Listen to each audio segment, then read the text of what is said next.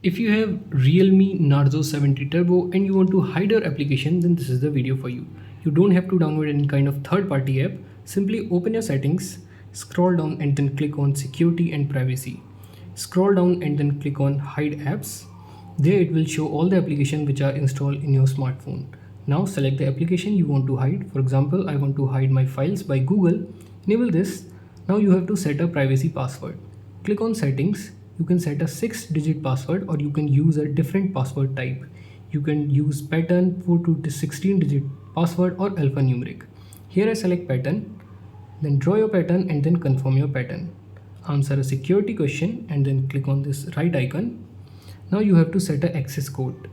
Click on set now. Keep in mind you have to start your access code with hash and also end it with hash. For example, I have set hash 1234 hash. After this, click on this right icon. Click on done. And as you can see in my app drawer, there is no application as files.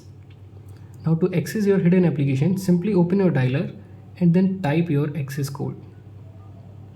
Then it will show your hidden application. So that's how you can hide and access your hidden application in Realme Narzo 70 Turbo smartphone.